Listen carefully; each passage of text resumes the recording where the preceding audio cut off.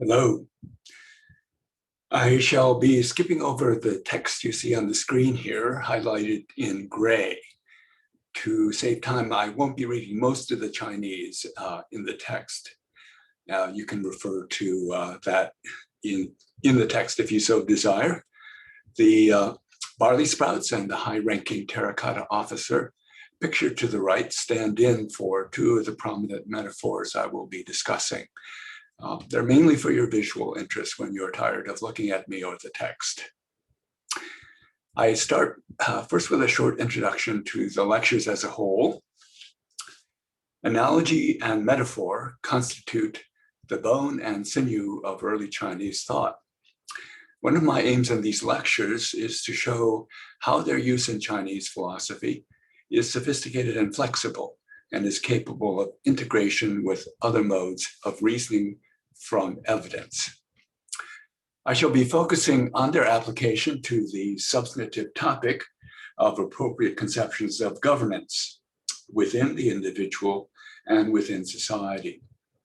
My discussion shall involve primarily Confucian metaphors, but in the last lecture, I suggest that we should consider them in combination with Taoist metaphors, which will suggest an alternative conception of governance that is potentially relevant and applicable to our own time.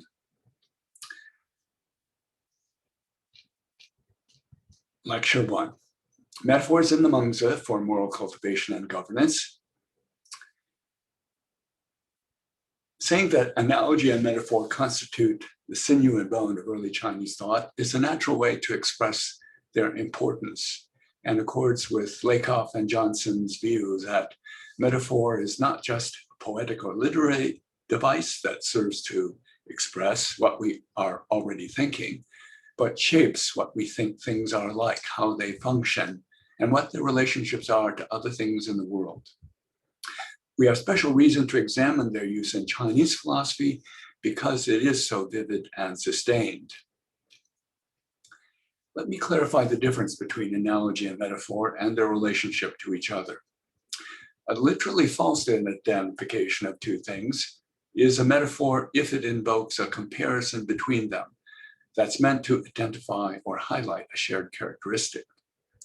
An analogy, on the other hand, proposes or explores an inference about a thing or explains what it is like through its sharing a characteristic with another thing. We can use metaphors to present analogies. For example, we may, with Mèngzi, talk about the sprouts of goodness contained within human nature as part of a proposed explanation of how it is possible for us to be or to become at least partially good. We may, with Mèngzi, propose that there are appropriate environmental conditions for the growth of goodness, such as a minimum degree of material security and ethical education. We might also propose that the effort of a cultivator, the one who possesses the sprouts, is necessary. The Analects of Confucius characterizes the Ren person as one who establishes others in seeking to establish the self, and who promotes others in seeking to promote the self. To be able to proceed by analogy from what lies close at hand may be called the method for Ren. The Xunzi says that to use the near to know the far, to use the one to know the 10,000, use the subtle to know the brilliant. To say that we use what is near to know the far is revealing of the nature of analogy as an explanatory method. It is using what is most familiar to shed light on what is not familiar.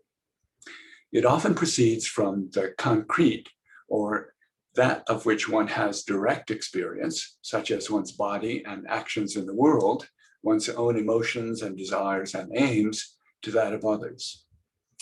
Call what is familiar, its various characteristics and relationships, the source domain. Call the domain to be illuminated the target domain.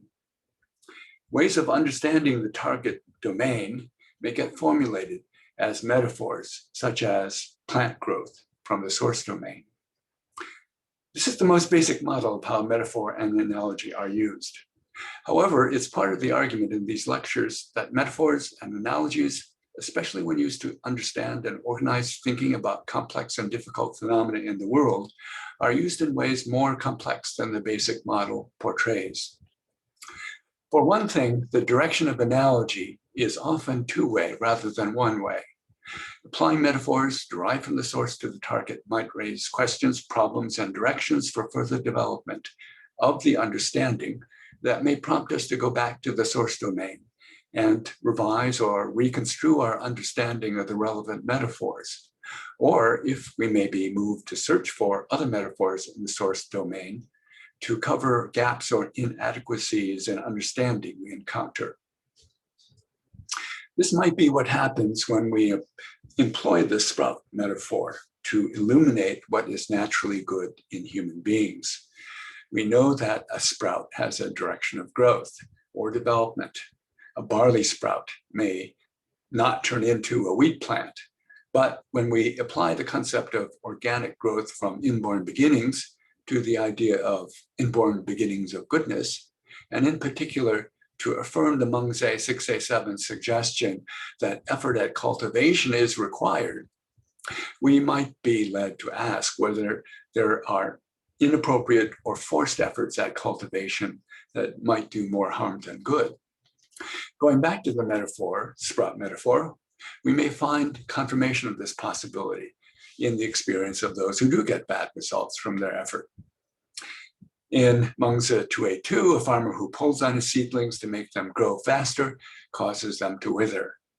At the same time, the complementary fault is said to be believing that there's no way to benefit the seedlings and consequently to neglect weeding them. Crucial questions arise. What efforts correspond to pulling on the sprouts? On the other side, what is neglecting to weed among one's seedlings of goodness, which Mèngzi also mentions as a kind of complementary failing of cultivation? What exactly are the weeds and how might they impede the growth of the seedlings we want to grow?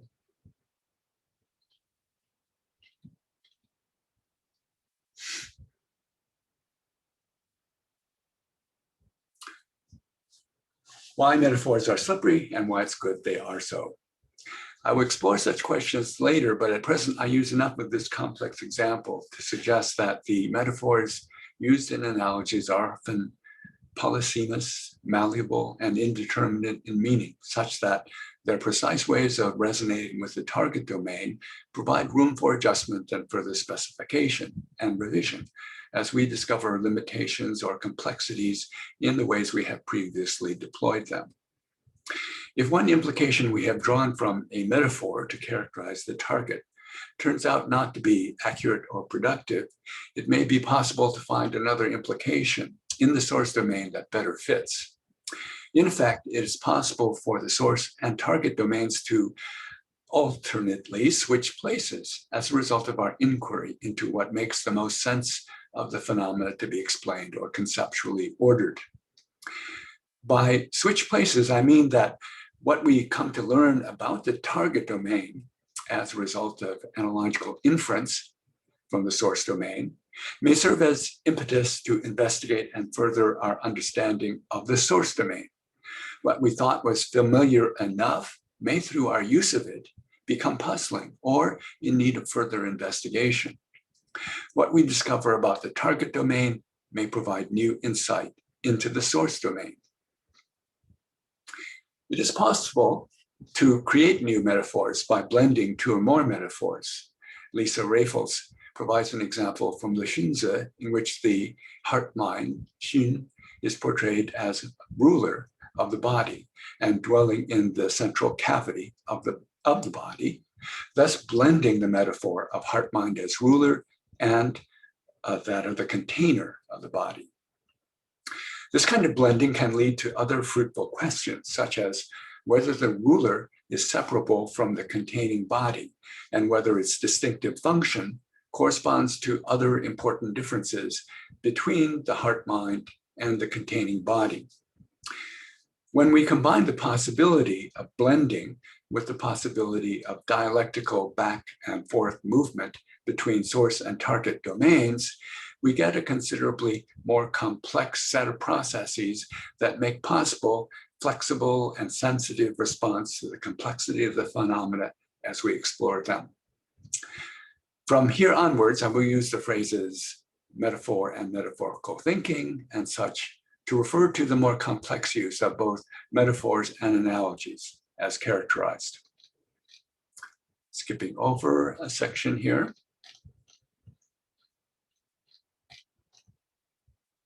Framing the question about the proper organization of the body, the person, society, and the state. In early Confucian texts, such as the Mèngzi and Xunzi, metaphors derived from thinking of the way that society and state should be organized are used to think about the way a person or body should be organized, and the other way around. This is an example of how target and source domains can switch places in the way described earlier. To explain how, I need to set out the main concepts used in this metaphorical thinking from the body. Xing, Shen, Qi, and Ti are concepts associated with reference to the human body in pre-Qin text, but the range of reference goes beyond the human body. As Roger Ames has observed, Shen can stand for human or animal body, but also the whole psychosomatic individual with the connotation of the self. It can stand for personality. Xing refers to the form or shape of the body and of other things. The concept of qi as a kind of energy stuff that makes up the body is used to discuss the body in its respect of having dynamic qualities, the movement of which constitutes action and events in the thoughts, feelings, emotions, and intentions of the individual. But qi eventually came to be viewed as the stuff of which everything is composed. And even by the time of the Mèngzi, as 282 reveals, the accumulation of qi within the human body is said to fill the space between heaven and earth if it is nourished with uprightness. Ji. Ti refers to the concrete physical body with limbs and form, but also to the embodiment of things such as spiritual, cosmic, and moral states. Xin refers to the physical organ of the heart, but also the mind, which aims or forms intentions. Ji engages in thought. Yi and has cognitive affective tendencies, such as liking, hao, as in liking for profit, li, and beautiful sights and sounds, shang si, which are highlighted in the Xunzi, and disliking, wu, desire, yu, compassion, si yin, jixin, which is highlighted in the Mèngzi. I shall follow a common practice of translating Xun as heart mind, except when quoting directly from a translation, not mind, that uses mind or heart singly. The nature of the ontological relation between the heart mind and the body is fraught, and in any case, different schools and thinkers will have different answers. The questions I want to raise are about the proper normative relation, given some kind of distinction between them. The distinction can take the form of a substance dualism exemplified by Descartes, but it could take the form of a strong holism in which mind and body are different aspects of the same thing or process. For example, Ames conceptualizes body and mind as the process, body, heart, minding. A third possibility is that body and mind are different, at least in having different functions. This distinction is consistent with denying substance dualism. Slingerland calls it a weak holism when some qualitative or functional distinction is made between body and mind, but when commonalities between them are also prominent. Raffles perceptively observes that there is no firm boundary between such weak holism and what one might call weak dualism. What does seem clear to me is the way that the Mèngzi and Xunzi discuss the proper relationship between the mind and body requires a distinction in functions, but neither asserts a substance dualism, and that in Mèngzi's case, a functional distinction is consistent with holding that mind is composed of the same basic energy stuff, qi, and I will turn to their discussions in the next two sections. There's one other matter to set up, and that is the explicit distinction I have made in talking about state and society as distinct. The state is a political organization with an authority structure specifying duties, responsibilities, and prerogatives of the officers of government. At least some of these officers have authorization to employ coercive means to enforce its regulations and laws. A society is a group of people structured through a set of relationships, such as those of the family and clan. Though such relationships may be partly defined through duties, responsibilities, and prerogatives, these are transmitted by means of custom and tradition, and their interpretation is more variable and subject to interpretation by the relevant parties. As we shall see, the metaphor of the heart-mind as ruler or lord over the rest of the person becomes extremely important in the Mèngzi and the Xunzi as a way to conceptualize the appropriate organization within the person. This distinction between the state and society domains will become important later on when I discuss how metaphors and analogies travel between these two domains. Using metaphors from the state to conceptualize the heart-mind as leader of the body. Mèngzi holds that the heart-mind moves the rest of the body through forming aims and intentions. Through forming aims, it moves the psychophysical energy of the body, that is qi. The qi can also move the mind. The direction of influence then is two-way. The normative direction of command or steering is one way, from the heart's mind's aim to the qi. It is notable that the word used to convey the idea of command or steering is shuai, one of the meanings of which is commander of an army. We see here a leader concept from the domain of state used to set out proper relationship between the mind and the body. Mèngzi goes on to set out the basis for this normative relationship. In 6A15, Mèngzi is asked why some persons become great persons and others become small persons when they're all equally persons. Mèngzi replies that those who follow the great part of themselves, dati, become great persons, while those who follow the small part, xiaoti, become small persons. By great part, Mèngzi means the heart-mind, and by small part, he means the sensory organs. These organs are obscured by things when they come into contact with them and are led astray. The faculty of the heart-mind, on the other hand, is to think. So, when the heart-mind thinks, it gets the right view of things. When it does not get it. The normative basis seems to be based on a straightforward conception of the separate functions of the heart-mind versus the sense organs. The latter have no capacity to reflect on the overall weight or priority that the goods of the senses should have for the whole person. It is in virtue of the fact that the heart-mind has this capacity that it has normative authority for the sake of the whole person. This conception of the normative basis of the heart-mind's authority over the rest of the person seems derived straightforwardly from conception of the functions of the heart-mind versus the sense organs. The analogy sets up the state and the person. The analogy set up between the state and the person awards the leading role to the heart-mind. Because one of its functions is to think, it leads the whole person to striving for the person's whole overall good. Using metaphors of the body and person to conceptualize who should lead the state. It is at this point where the movement in metaphor reverses and goes from the domain of the body and person to the domain of state. This reversal is the germ of the Confucian endorsement of rule by the virtuous and competent. Those who exercise their capacity to think and get the right view of things are those who should have normative authority. Those of small virtue serve those of great virtue, and those of lesser ability serve those of greater ability. The connection between the concept of rule by the virtuous and competent and the body metaphor comes out in passage 3A4 of the Mèngzi, in which he has a conversation with Xi Xing, a proponent of communalist and egalitarian agrarianism. On this view, a ruler is to work alongside his subjects in the field, lives off what he produces, grows himself, and confers with his subjects in making his decisions.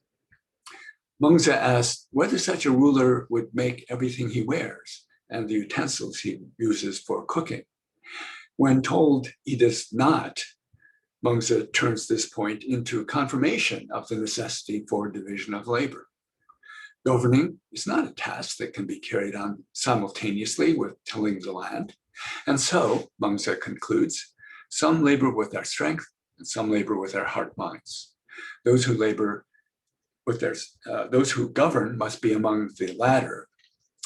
Notice again the division according to functions of the person and the body, and the assumption that the people will have developed to different degrees the function of thinking that is the normative basis for ruling. Mèngzi holds that all people born with the same tendencies of thinking and feeling that are the basis for the development of virtue. The four inborn beginnings, the Duan of goodness, are the heart mind of compassion, the heart mind of shame and dislike, the heart mind of deference to others, and the heart mind of Shufei, a binary of evaluation, something like approval, disapproval, fitting, not fitting. For reasons such as differences in environment and individual motivation, about which I will have more to say shortly, Mèngzi simply seems to accept as inevitable significant differences in virtue and competence among people. Given this inevitability, the ruler should select ministers who are the most virtuous and able to administer the state. It is the responsibility of ministers on their part to supply the ruler with the best advice they can give him on how to govern. The proper relation between ruler and minister is based on rightness. The minister does not tell the ruler what he wants to hear or what would please him, but what he needs to hear to govern well. If the ruler selects the ablest as ministers, whether they are of aristocratic or humble origin, then their relationship will be based on mutual respect and commitment to rightness. So, just as the heart-mind organizes the efforts of all parts of the person to work together to live and to flourish, so the ruler and ministers work together for the good of the whole body politic. Metaphors of the body as an organic whole in which the parts with different functions work together for the good of the whole. According to the web of metaphors in the Mèngzi, then, the heart-mind should lead the body in a way that the state has leaders and followers. That is, the metaphor of leaders and followers is drawn from the domain of state to conceptualize the proper organization of the person. But there is also movement in reasoning from the heart-mind and body relation to conceptualizing proper organization of the state. Those who have developed their heart-mind should be the leaders. Here's that back and forth movement between metaphors in the domains of the body person and the state. We see another swing from the body person to the state, in which the Mèngzi view the proper end of the relationship between rulers and ministers.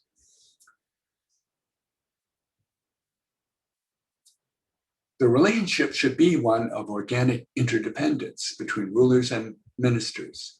They should work together for the good of the whole to which they belong. Kings are to value the contributions of their ministers and not regard them as mere tools or instruments to implement their will. Consider this passage from 4b3, which explicitly invokes the metaphor of an organic body, the parts of which can either work well together or not.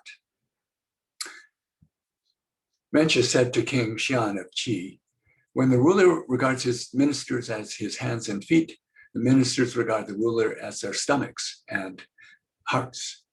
When the ruler regards his ministers as dogs and horses, the ministers regard the ruler as just another person. When the ruler regards his ministers as dirt and grass, the ministers regard the ruler as a bandit and an enemy. The proper relationship between leaders, rulers, and followers, ministers, is conceptualized according to the metaphor of a body or person, the parts of which should work together for the good of the whole. In the case of the state, however, the whole must be expanded because ultimately the state works for the good of society, composed of the people and relationships with each other. The authority of the ruler rests not only on how he treats ministers, but also on how he treats the rest of his people. He must do all he can to put in place the conditions of material security and education in how people are to relate to one another. The body is a metaphor that suggests the idea of an organic whole, the parts of which mutually support one another and contribute to their mutual nourishment. The ruler, ministers, and other officials administering the state must relate to a larger organic whole, society, and their ultimate task is to promote the welfare of their people. Foremost in the Confucian conception of welfare is moral virtue or goodness. Officers of the state are responsible for setting in place conditions conducive to the realization of goodness. The conception of how goodness is realized is appropriately enough organic in another sense. Living things are in constant interaction with the environment, taking in what they need to grow to maturity or maintain a healthy state. If they do not get what they need, they become stunted or wither. The central metaphor here is that of the sprout, which links what must be done for the person to be properly organized. The heart-mind sprouts must be grown to properly lead the body, and what must be done in the state, rulers and ministers, must be the ones who have grown their sprouts and developed their heart-minds. And finally, the sprouts link to what must be done for rulers and ministers to work for the good of the whole, which is to grow the sprouts and develop the heart-minds of the people. Developing heart-minds through growing the sprouts. Mèngzi 6a7 displays the most explicit use of the sprout metaphor. In years of abundance, most of the young people have the wherewithal to be good, while in years of adversity, most of them become violent. This is not a matter of difference in the native capacity sent down by heaven, but rather of what overwhelms their minds. Now, let barley be sown and covered with earth, the ground be the same, and the same time of planting also the same. It grows rapidly, and in due course of time, it all ripens. Though there may be differences in the yield, this is because of the fertility of the soil, the nourishment of the rain and dew, and the human effort invested are not the same. The point Mèngzi is making here is elemental and remains compelling to this day. If people's heart-minds are consumed with the task of survival and subsistence, they will not be able to focus or reflect on the task of growing their sprouts. 1a7 makes a similar point even more emphatically. The people lacking a constant means of livelihood will lack constant minds. And when they lack constant minds, there is no dissoluteness, depravity, deviance, or excess to which they will not succumb. If once they have sunk into crime, one responds by subjecting them to punishment. This is to entrap the people. With a person of humanity in a position of authority, how could the entrapment of the people be allowed to occur? Therefore, an enlightened ruler will regulate the people's livelihood so as to ensure that above, they have enough to serve their parents, and below, they have enough to support their wives and children. In years of prosperity, they always have enough to eat. In years of dearth, they are able to escape starvation. Only then does he urge the people toward goodness. Accordingly, they find it easy to comply. At present, the regulation of the people's livelihood is such that above, they do not have enough to serve their parents, and below, they do not have enough to support wives and children. Even in years of prosperity, their lives are bitter, while in years of dearth, they are unable to escape starvation. Under these circumstances, they only try to save themselves from death, fearful that they will not succeed. How could they spare the time for the practice of rights and rightness? Also, in 1A7, Mèngzi tells King Shan that he should provide ethical education for the people, attend carefully to the education provided in the schools, which should include instruction in the duty of filial and fraternal devotion, and gray-haired people will not be seen carrying burdens on the roads. Analogies from the family to society and the state. The fulfillment of duty does not stop at providing for one's own family, however, and yet here yet another analogy plays a crucial role in the Mèngzi's conception of how one comes to enact care for others outside one's family. By treating the elders in one's family as elders should treated, and extending this to the elders of others' families, and by treating the young as one's own family, as the young ought to be treated, and extending this to the young of other people's families, the empire can be turned around on the palm of one's hand. The ode says he set an example for his wife, it extended to his brothers, and from there to the family of the state. So the habits and care taken for the elders and the young of one's own family are extended to the elders and young of other families. This extension expands outward to include the state as one's family. Here is an application of a concept of society, and in particular the family, to larger social groups, including the state. Also implicit is the qualification attached to this extension. Even if we should treat the elders and young of other families in a manner that is like the manner in which one treats one's own elders and young, we should not treat them in an identical manner. Because of what we owe them is not the same as what we owe to our own. We may owe to everyone certain kinds of caring treatment because they are simply human beings, but we also stand in particular relationships to others that have a moral weight on their own and give rise to duties and responsibilities that are particular to the nature of those relationships. It is because we have brought children into the world that we bear special responsibilities to them. It is because our parents have cared for us and have been key in helping us to realize our powers to act and make a life for ourselves that we owe them in particular things that go beyond what we owe to human beings in general. Now, those who think ethics should be fundamentally impersonal, who think that is, that all the duties we owe to people should be derived from the duties we owe to everyone, will reject the qualification that the Mèngzi attaches to the analogies in this passage. But there is something that is true and powerful about the Mèngzian extension from one's own family to other families. One's readiness to care for others can increase in proportion to one's ability to see others as the elders or the young of one's family, to see someone as someone's child, like one's own child, to see someone as someone's parent, like one's own parents. Seeing someone like another, with whom one has a special relation, can be seeing them as concretely realized humanity, and this has increased vivid emotional force. It is to go beyond the very abstract and thin characterization in the usual statements of impersonal ethics, that one's fundamental moral duties are owed to human beings as such.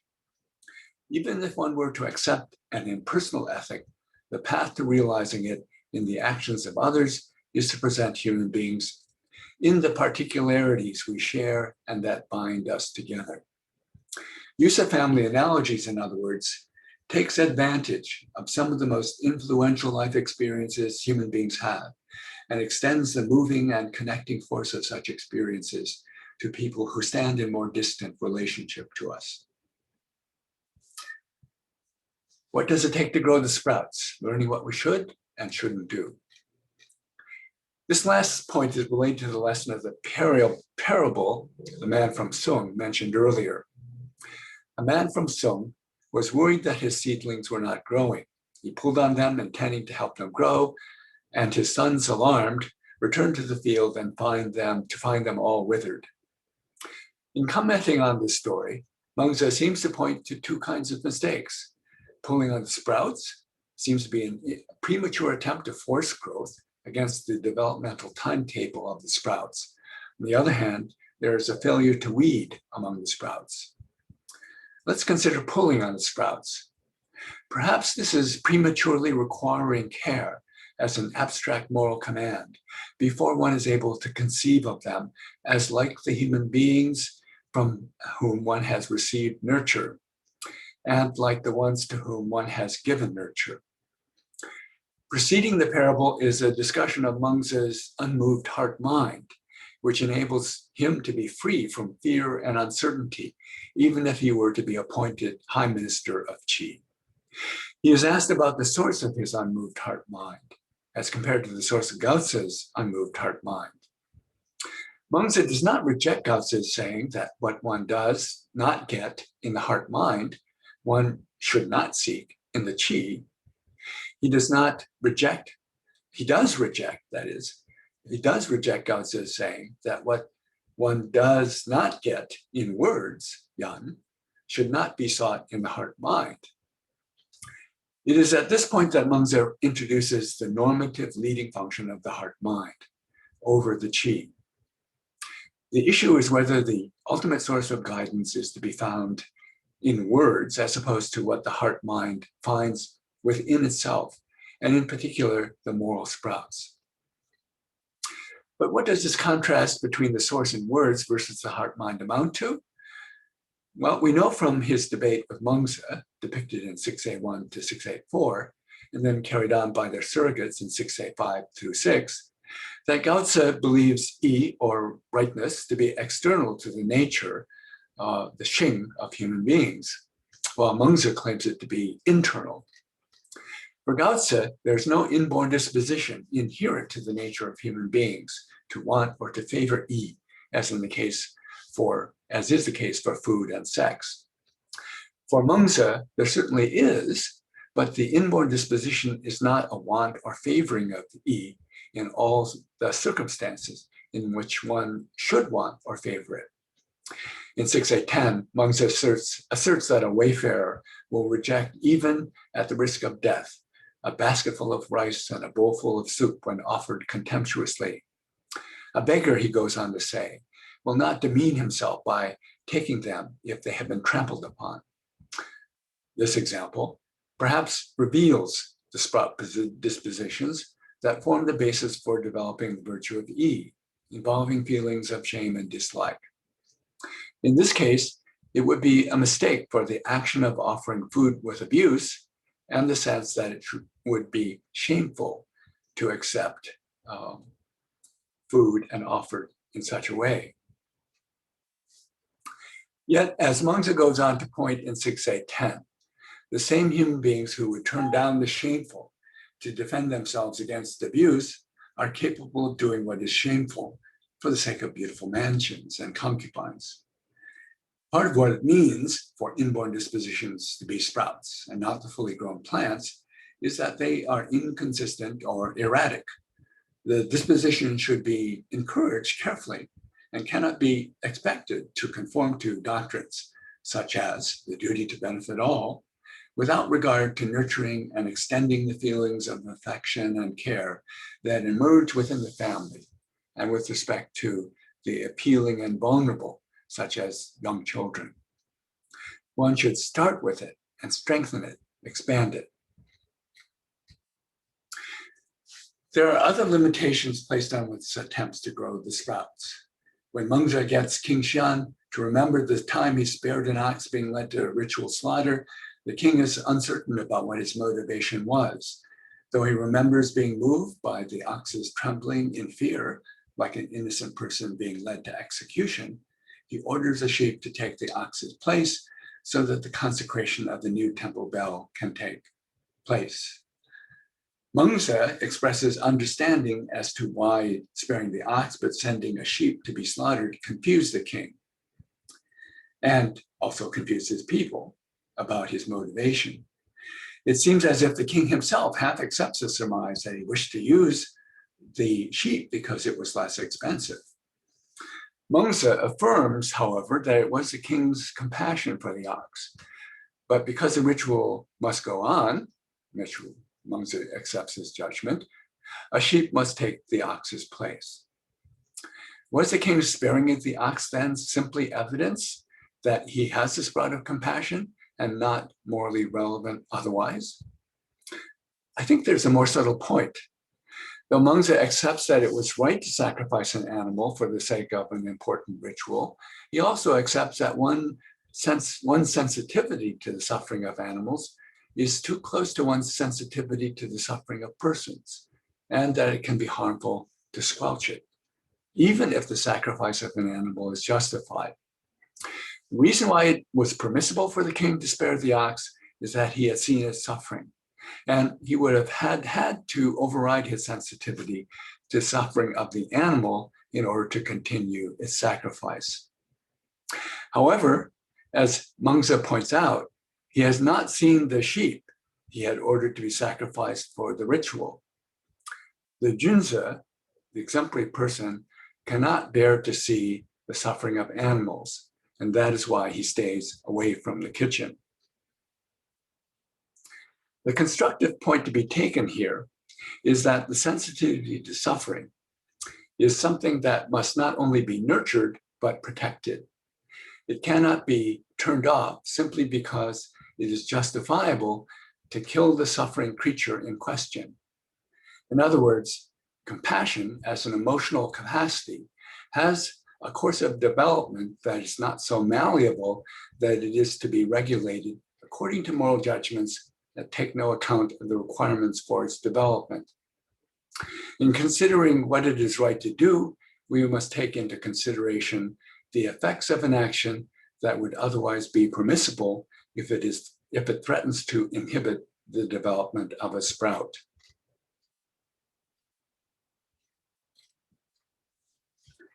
I'm pausing here to draw the shade against the afternoon light.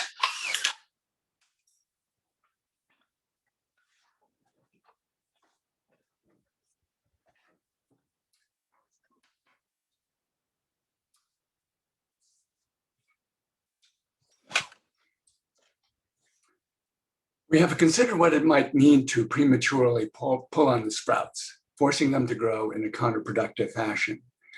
What might it mean to weed among them, the other mistake mentioned in 2A2? Perhaps this mistake is connected to the image in 6A15 about letting the growth of the great part of the person, the heart, mind's duan, to be inhibited by the growth of the small part. Weeding may be curtailing excessive indulgence and sensual gratification. Underlying this image is the belief that the inborn duan have a structure such that they grow in response to certain kinds of treatment and wither in response to other kinds. We already know what neglect consists in: the deprivation of a constant means of livelihood and giving in to overindulgence of the sensory faculties, not paying enough attention to, not thinking or reflecting on the duan. What we should do to grow the sprouts, learning where our happiness lies. We now have a better idea of what Mèngzi thinks we ought not to do in trying to grow the sprouts. There's more to learn about what positively ought to do. How can one grow the sprouts so that not only will one refuse food offered with abuse, but turn down the shameful, even if it means giving up mansions and concubines? One answer in the Mèngzi is attending to the pleasure drive from acting on the sprouts.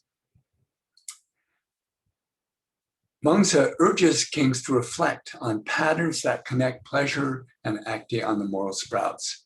In 1B1, Mèngzi seizes upon a remark of King Xian that he enjoys music and gets the king to agree that it is more enjoyable in the company of others. Mèngzi then asks him to imagine a scenario in which the people hear from a distance a musical performance being put on for the king. With aching heads and furrowed brows, the king's people all ask one another, "Why should our king's fondness for music make life so hard for us? Fathers and sons cannot see one another. Older and younger brothers, wives and children are separated and scattered." Mèngzi concludes, this is solely because he does not share his enjoyment with the people. Mèngzi is asking the king to reflect on the patterns of activity and pleasure he has experienced.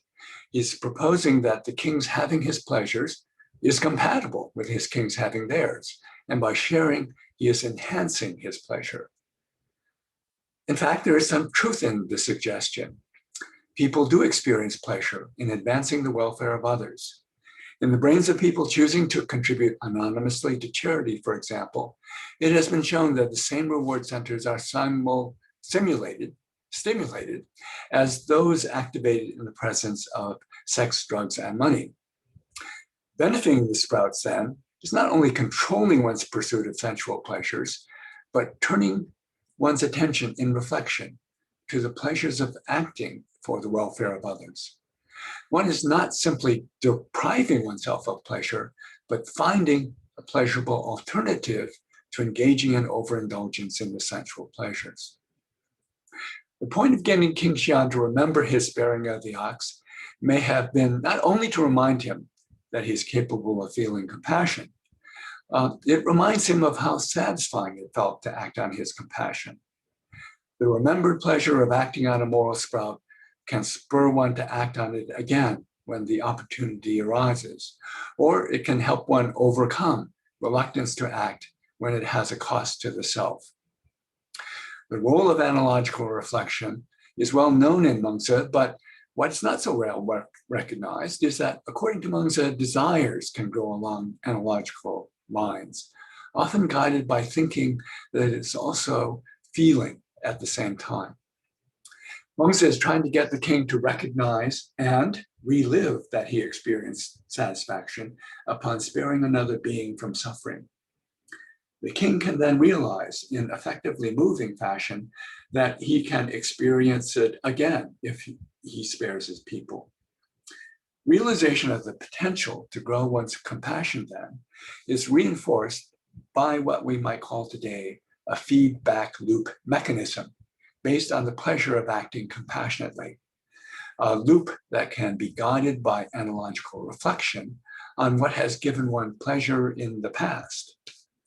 The self-feeding feature of the mechanism is why Mèngzi said that knowing how to fill out the moral beginnings is like a fire starting up or a spring breaking through. Once the process of growth gets going, it can accelerate. Of course, one might ask how Mèngzi knows that the pleasures of compassion and rightness are to be given priority over the pleasures of the small part of the self, such as those of eating and drinking. We may have some intuitive notions of the priority of rightness over life, but not in all cases where this priority holds true. That is why, despite having the Duan of goodness, plenty of people will accept a large salary without regard for propriety or rightness.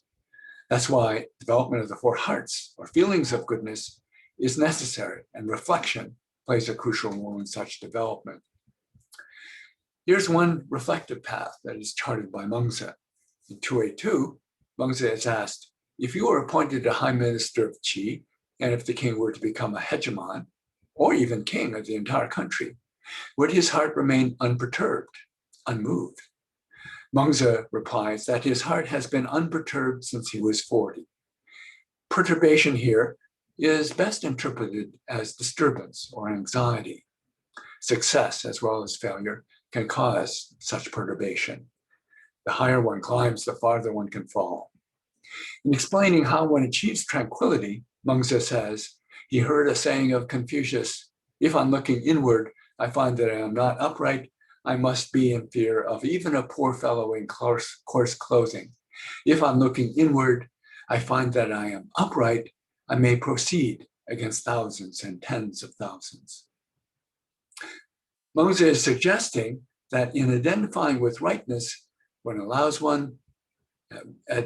identifying with rightness allows one to forget the anxieties one has about oneself. Concern to obtain social honors and rank, for example, which one is bound to lose in the end, along with one's life. Consider a conception of agency that in one important respect is close to the Mèngzian view of human beings. Harry Frankfurt's view that our actions are only fully our own when we're able to endorse the desires we act on, when we have second-order desires to act from our first-order desires. On Frankfurt's view, such reflective endorsement is appropriate for the kind of creatures we are. Reflective endorsement is what Mèngzi has in mind, and when he spells out what happiness must be for such reflective creatures, he says, in effect, that it cannot be separated from our attempts to find meaning in what we do for the short time we are here. As in the case of Mèngzi, getting the king to remember what it felt to spare the ox while reminding him of his duties to his people, detached reflection will not achieve the desired psychological change. To appreciate the appeal of identifying with something larger than the self, one must have at least some of the relevant kinds of experiences, both of anxiety for the successes and failures of the self, and of liberating forgetfulness of the self. Perhaps merely affirming the right priorities before one has such life experiences is a form of pulling on the sprout. It is felt reflection upon lived experience that has a power to change. We have come a distance from a simple picture of the heart-mind leading the rest of the person. The heart-mind includes the affective tendencies of qi that partly constitute sprouts such as compassion and shame and dislike. Such affective tendencies are by no means blind passions and can be educated further, yet they are also of the body as well as of the heart-mind. The more complex picture is truer to the idea of the person as an organic whole. The sprouts are integrated, cognitive, and affective tendencies corresponding to the movements of the bodily qi. Through reflection, heart-mind can identify the pleasures that come from acting on and thereby feeding the sprouts, and know the greater enduring satisfactions of identifying with a larger whole. The idea that one cannot force growth of the sprouts, but must pay attention to what the whole person takes pleasure in, and to what that person's most enduring pleasures are, has a correlate to the idea that in making crucial decisions, it is the people's sentiments that a ruler should listen to above all. Mèngzi says in 1b7, that in selecting someone for office on the basis of worthiness, a ruler should not give weight to the views of those near to him or of his great officers, but if the people say he is worthy, he should investigate and determine if the candidate is indeed worthy. Now, this doesn't mean that the king's authority to govern is based on a contract with his people. It's based on his having earned trust, their trust and confidence. His authority ultimately comes from Tian, the ordering force of the world, which confers on rulers a mandate to rule only so far as they fulfill their responsibilities to the people. Tian expresses itself through the people. The people, in this sense, are of the greatest importance, alters of the soil and grain, the next, and ruler of least importance. Whether we incline to agree with the metaphysics behind the idea that rulers must above all heed the sentiments of their people, practical wisdom also supports it. Leaders must be heedful of where their people can be led. Otherwise, they strain the relationship of trust and confidence that is ultimately the bond with their people. Leaders cannot expect responsiveness from their people unless they reciprocate responsiveness. Notice again the resonance with the idea that one cannot force the growth of the sprouts. One must heed the structure within the sprouts that guides the cultivator in attempting to foster, not force, their growth. These points lead to another fruitful way that the metaphor of the organic body can be extended to further understanding of how human beings grow. An organic whole with permeable boundaries that must interact with the environment. Let us return to the dimension of permeability and interactivity that often accompanies the idea of organic wholes. Our living heart, minds, and bodies are in constant interaction with the environment, taking in what is needed and returning what has been used. There would be no life without this interchange and becoming. An organism that is growing to maturity that is in even more dynamic interaction with the environment. And this is true of a sprout and a young human being. On the Confucian view, the possibility for growth of the moral sprouts far extends beyond the chronological immaturity of the whole living human organism. Of special interest in the Mèngzi is the way the sprout metaphor articulates the idea of growth through interchange with the environment. Earlier cited is the key passage 6a7, in which Mèngzi is quite explicit about using the barley metaphor and in drawing analogies between the need of sprouts for fertile soil and water on the one hand, and adequate material security on the other hand. Also cited earlier is a passage 1a7 that calls for education and family duties. In addition, 7a37 says that to feed someone but not love that person is to treat them like a pig. To love them but not respect them is to make an animal of him. These passages draw a more complete picture of what kind of interchange with the environment is needed for moral sprouts to grow. And of course, the most important environment is social, formed by the matrix of relationships in which the person with the sprouts is situated. To claim that a cognitive and affective disposition is inborn, but to acknowledge that its maturation requires certain environmental interactions is to make an extremely sophisticated and well-taken point.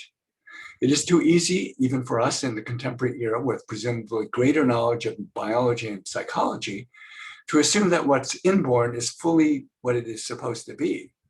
Organisms do have traits that develop across a wide range of environments, and we might conclude that it is an intrinsic part of their nature to develop these traits, regardless of wide variation in environmental conditions. The appearance of such traits is so striking that we might come to associate developmental fixity or relative immunity to environmental influence as a defining feature of what it is to be innate. Fixity gets bundled together with other features of the vernacular concept of the innate, such as being unlearned, present at birth, and typical or characteristic of the species. But we fail to realize that these traits aren't always found together. When people today say that someone is a natural athlete, the implication is that such an athlete is born, not made. But our current knowledge of human biology draws our attention to the need for adequate nutrition and opportunity to exercise and to train for whatever inborn athletic dispositions to mature and unfold. How much truer this must be of the sorts of cognitive and affective dispositions that constitute moral sprouts.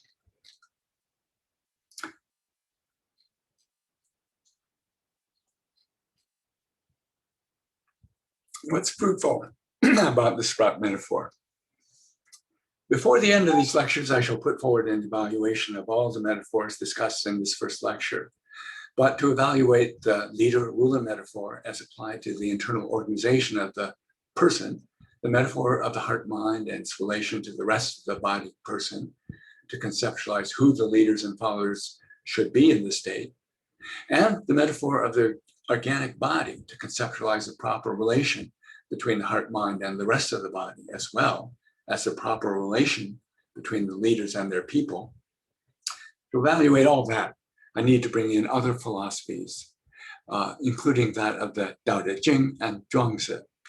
I shall argue there's a great deal to say for the way the Confucians deploy these metaphors, but a great deal to say in criticizing them based on the Taoist texts. These Taoist texts, I argue, point to ways in which the Confucian hierarchies of the person, state, and society should be questioned and modified, if not rejected.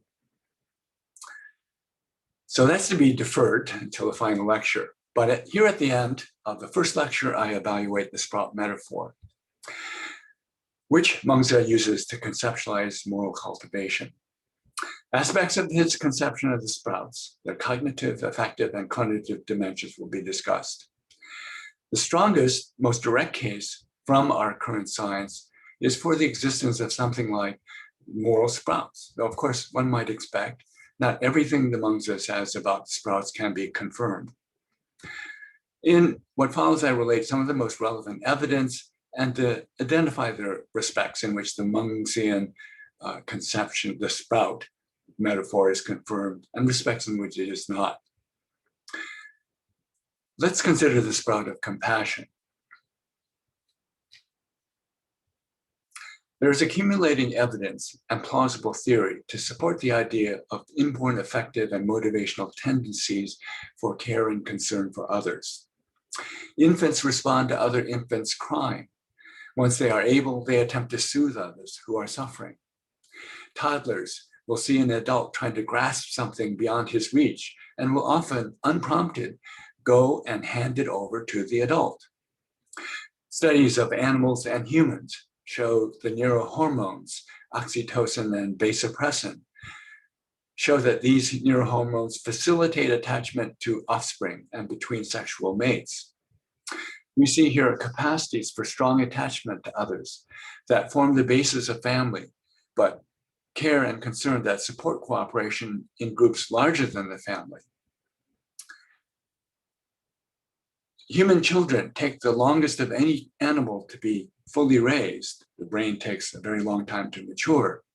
It would make sense for parents and children to have drives and impulses that make for attachment, the basis for family love.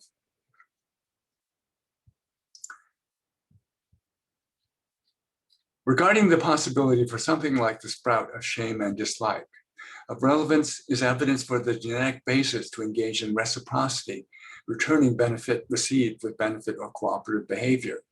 De Waal has observed monkeys and great apes remember who did them favors and who did them wrong, and that chimps are more likely to share food with those who have groomed them.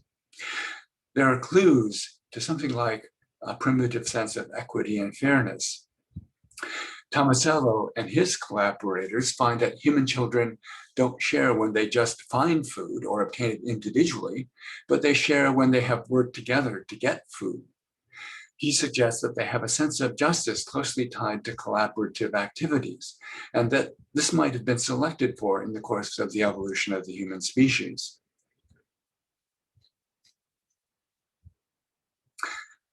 There's another cluster of evidence and theory that tends to support the Mèngzian association between care for family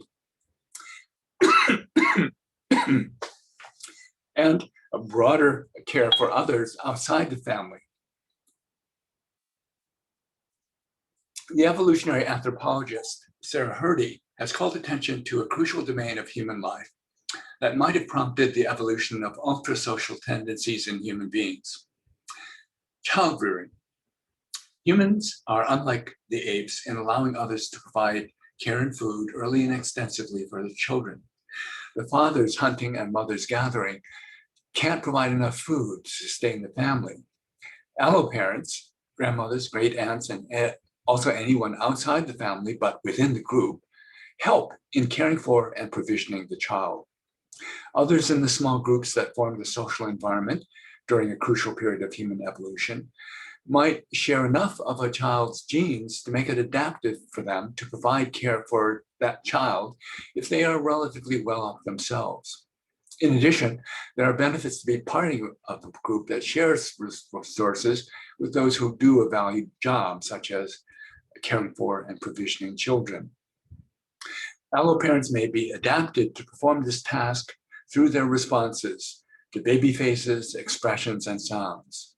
Animals adapted in this way may respond to the young of other species by caring for them. Infants best at relating to multiple potential caretakers will have enhanced chances for surviving. Caretakers who are best adapted to perform their task also have abilities of social communication.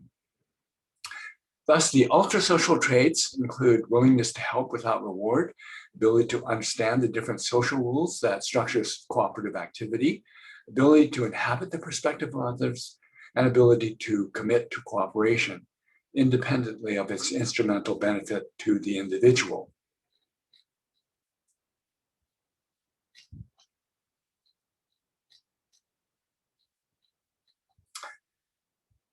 The superiority of the sprout metaphor compared to others. To conclude this lecture, I compared the sprout metaphor to ones used in the Western tradition to conceptualize an inborn basis for morality. Consider the model of innate universal grammar that is inspired by Chomsky.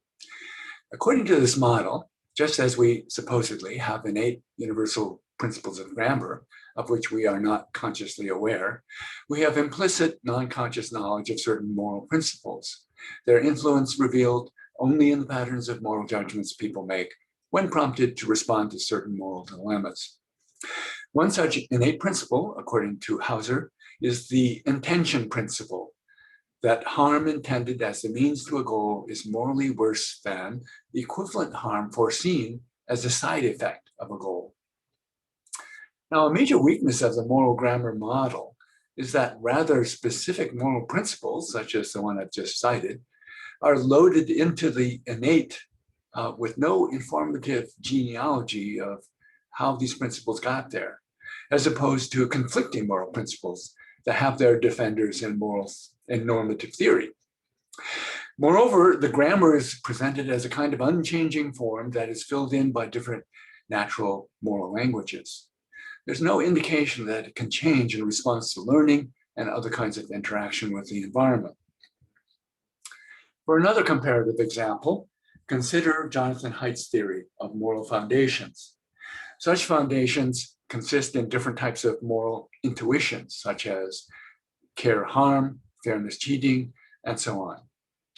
The problem with the foundations metaphor is that its metaphorical import is like that of the metaphor of moral grammar, inert. It suggests the innate as a static base upon which learning and culture build. In fact, Haidt acknowledges that moral development has a more dynamic and interactional characteristic, just the ones highlighted by the Chinese metaphor, the sprout. But my point precisely is about the fruitfulness of the Chinese metaphor in drawing our attention to these characteristics. The foundations metaphor is an appropriate frame for whatever insights Haidt has into the interaction between the given and unlearned on the one hand, and the acquired and learned on the other. Another metaphor Haidt has used more recently is that of the innate as first draft, with culture and learning playing roles in the rewriting. This metaphor has a weakness complementary to the foundations metaphor. Instead of implying that the innate is a static foundation upon which culture is built, it now is unclear how the innate interacts with and potentially has a constraining effect on how culture transforms human psychology. First drafts, as we writers all know, can be drastically rewritten. Again, this cannot be what Haidt really means, but that is why he might have been better off using the sprout metaphor. And that is the end of the first lecture. Thank you.